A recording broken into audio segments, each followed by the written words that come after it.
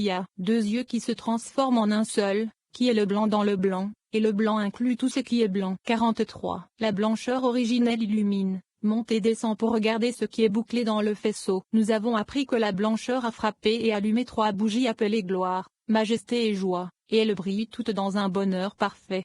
44. La deuxième blancheur, c'est-à-dire la colonne droite de l'œil droit d'Harry Campin, illumine à partir de l'aspect de la droite qui est en elle. Elle monte de l'aspect de la gauche, qui s'illumine en elle de bas en haut, et sa lumière descend de haut en bas dans l'aspect de la colonne centrale. Elle estampille et produit trois autres bougies appelées Netza, Z et Tiferet qui brillent dans un bonheur parfait, comme mentionné ci-dessus dans le paragraphe précédent. 45. La troisième blancheur, c'est-à-dire la colonne centrale de l'œil droit d'Harry Campin, s'illumine également avec les trois illuminations des trois colonnes. Il brille et rayonne de la lumière à partir de l'aspect de la droite, descend à travers l'aspect de la colonne centrale et remonte à travers l'aspect de l'illumination de la gauche qui revient à la droite, comme mentionné ci-dessus. Il sort du couvercle du cerveau, c'est-à-dire qu'il émet une illumination du cerveau consolé qui inclut les trois premiers séphirotes. Elle estampille la bougie centrale de la septième, ce qui signifie qu'elle s'unit à la colonne centrale de la bina à laquelle on se réfère comme à la septième, dont la colonne centrale est date. Par ce biais, il fait sortir de la bina l'inclusion des trois premières séphirotes. Il crée un chemin pour illuminer jusqu'au cerveau inférieur, Zahir Ampin, et toutes les bougies en dessous, Inzer Ampin, brillent. Rabbi Shimon a dit: c'est magnifique que l'ancien des jours ouvre ses yeux sur toi quand tu as besoin de lui. Ainsi, il expliqua les trois aspects de l'œil dans l'œil droit de Harry Campin, que chacun d'eux illumine trois colonnes. 46. Après avoir expliqué les trois blancs de l'œil droit, il continue à expliquer les trois blancs de l'œil gauche d'Harry Campin. Il dit: nous avons appris que le blanc est à l'intérieur du blanc et que la colonne gauche revient au blanc comme il est venu au blanc de l'œil droit. Comme mentionné, le blanc inclut tout ce qui est blanc, qui est la colonne centrale, qui inclut la droite et la gauche qui sont blanches dans le blanc. Il explique: le premier blanc, qui est le gauche de l'œil gauche qui est retrouvé au blanc, brille à partir de l'illumination de la droite, monte à partir de l'illumination de la gauche et descend à partir de l'illumination de la colonne centrale vers les trois bougies du côté gauche, qui sont Vura, Od et Zod comme mentionné. Elle brille et se baigne dans ce blanc, comme quelqu'un qui baigne son corps avec de bons parfums et des fragrances agréables pour nettoyer ce qu'il a traversé auparavant. 47. Suivant l'explication de l'aspect de la colonne gauche dans l'œil gauche d'Harry Campin, il explique que le deuxième blanc, c'est l'aspect de la colonne droite, qui se trouve dans l'œil gauche d'Harry Campin. Il descend et monte et illumine, c'est-à-dire, dans les illuminations des trois colonnes, comme mentionné, aux trois bougies du côté droit, qui sont Z, Tiferet et Netza, comme mentionné. Elles brillent et se baignent dans le blanc de l'œil droit, car elles y étaient contenues, conformément à la signification secrète du blanc dans le blanc, comme celui qui se baigne dans des parfums et des fragrances raffinées, par rapport à ce qu'il avait auparavant, c'est-à-dire pendant la période des vaisseaux brisés. Vous ne devez pas insister sur le fait que cela concerne l'aspect de la droite. Alors pourquoi devrait-il se laver dans le blanc de l'œil droit dans le secret du blanc dans le blanc? Parce que même la colonne droite de l'œil gauche était pendant la période de la rupture des vaisseaux sous la domination de la gauche. Maintenant il doit être adouci dans le blanc de l'œil droit de Harry Campin. 48. Après avoir expliqué les deux blancs, qui sont les deux colonnes, droite et gauche, dans l'œil gauche d'Harry Campin, il explique maintenant le troisième blanc, la colonne centrale dans l'œil gauche d'Harry Campin. Il illumine en montant et en descendant, de la même manière que l'illumination des trois colonnes, comme mentionné plus haut. À travers elle, une lumière blanche émane, qui est le Tchassadim, de la partie la plus interne du cerveau, c'est-à-dire du schéma concepté d'Harry Campin, et bas sur les cheveux noirs de Zahir Ampin selon les besoins, et aussi sur la tête et les cerveaux dans la tête de Zahir Ampin. Il illumine les trois séphirotes restants, qui sont Shoma, Bina et Dat, jusqu'à Preus. Rien n'est revelu, sauf Zed, Gvura, Tiferet, Netza, Od et Zod. Il s'en révélant au fur et à mesure que la révélation est nécessaire, si la tique cachée souhaite qu'on lui révèle. 49. Nous avons appris que cet œil de la face d'Harry Campin n'est pas fermé, et ce sont deux yeux reconstitués en un seul. Tout est à droite et il ne contient aucune gauche, puisqu'il ne sommeille ni ne dort et qu'il ne nécessite aucune garde. Il n'y a personne qui soit capable de le protéger. Il protège tous les autres et veille sur tous. De la garde vigilante de cet œil, tous bénéficient. 50. Nous avons appris que si cet œil d'Harry Campin se fermait, ne serait-ce qu'une fraction de seconde, aucune existence ne serait possible. C'est pourquoi on l'appelle un œil ouvert, un œil surnaturel, un œil saint, un œil toujours attentif, un œil qui ne sommeille ni ne dort, un œil qui veille sur tout, un œil qui est la préservation de tout ce qui existe. À propos de cet œil, il est écrit, celui qui a un œil généreux sera béni. Michelet 22 2.9. Ne lisez pas cela comme sera béni, mais plutôt bénira, car cela est considéré comme un œil généreux. Grâce à lui, tout le monde est béni. 51. Nous avons appris qu'il n'y a pas de lumière pour cet œil inférieur de Zahir Ampine pour laver la rougeur et la noirceur, sauf quand il voit la lumière blanche de l'œil supérieur d'Ari Campine, qui est appelé le bon œil. Personne ne sait quand cet œil supérieur saint d'Ari Campine illumine et baigne l'œil inférieur de Zahir Ampine, sauf lui. 52. Les justes et les plus méritants verront dans l'avenir cet œil d'Ari Campine avec un esprit de sagesse. C'est ce qui est écrit, car ils verront œil pour œil. Ésaïe 52 2.8. Quand cela se produira-t-il? Lorsqu'Hachem reviendra à Sion Ibidem. Il est encore écrit, que vous, Hachem, soyez vus les yeux dans les yeux. Bemidbar 14h14. Si ce n'était pas pour le bon œil supérieur d'Ari Campine qui est toujours attentif et qui baigne l'œil inférieur de Zahir Ampine, l'univers ne pourrait pas exister même pour un instant. 53. Nous avons appris dans le livre caché que tout s'illumine à partir de la veille toujours attentive de l'œil inférieur, lorsque la lumière de l'œil supérieur y est attentive et que la lumière de l'œil supérieur pénètre dans l'œil inférieur de Zahir Ampine. C'est ce qui est écrit, que toi, Hachem, tu sois vu œil pour œil. 54. Il est écrit, voici, l'œil d'Hachem est sur ceux qui le craignent. Teilim 33 2.18. Et il est également écrit, les yeux d'Hachem vont et viennent sur toute la terre. Zacharie 4h10. Sens, s'ils ont du mérite, l'œil d'Hachem est sur ceux qui le craignent, c'est-à-dire l'œil supérieur d'Ari Campine. S'ils n'ont pas de mérite, les yeux d'Hachem, ils vont et viennent, c'est l'œil inférieur de Zahir Ampine.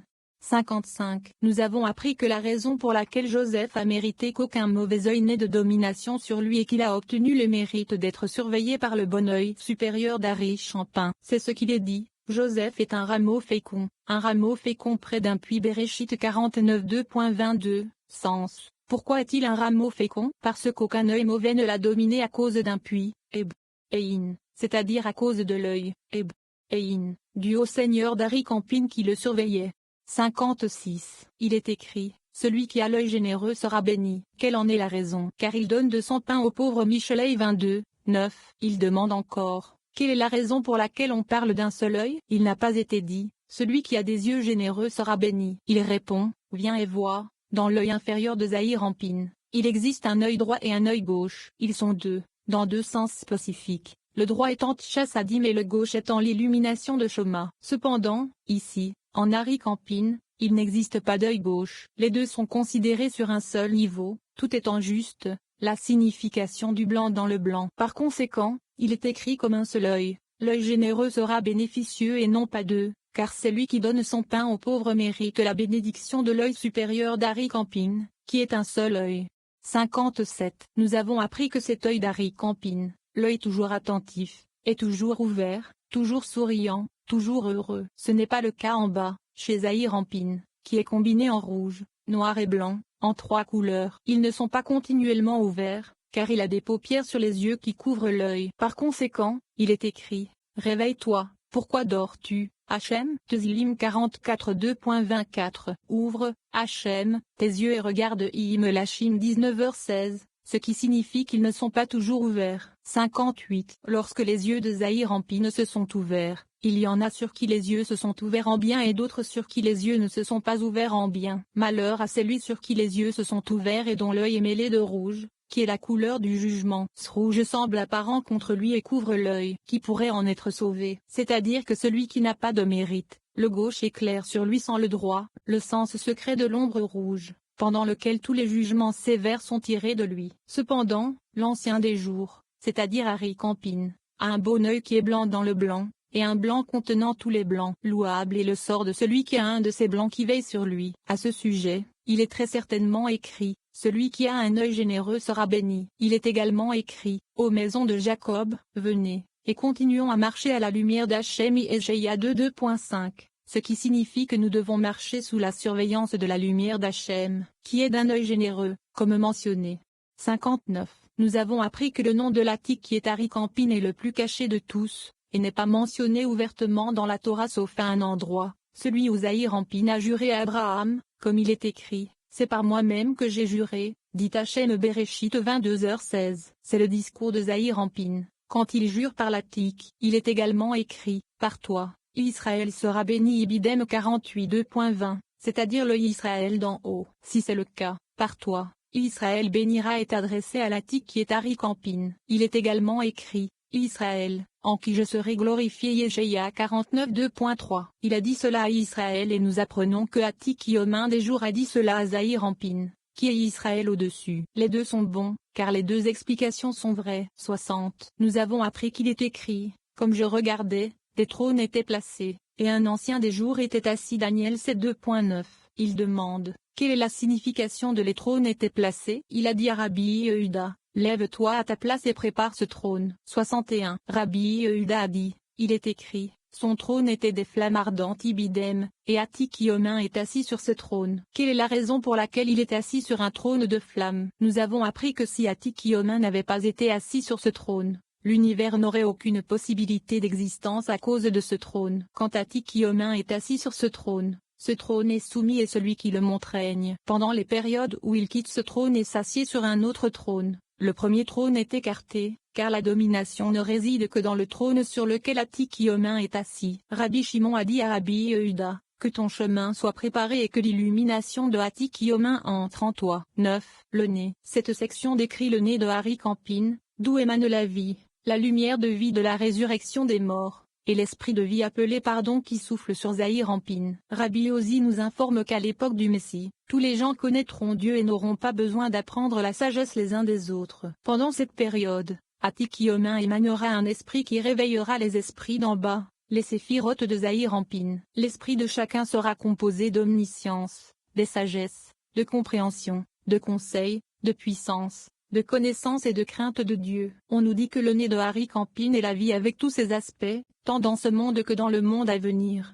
62. Viens et vois qu'il est écrit, moi, Hachem, le premier, et avec le dernier, je suis lui. Yeshaïa 41 2.4. Il est tout, c'est-à-dire Ari Campine. Il est caché de tous les côtés. Le nez, qu'est-ce que c'est? Nous avons appris que le visage est connu par le nez, car on ne peut pas donner de preuve sur la forme du visage si ce n'est par le nez.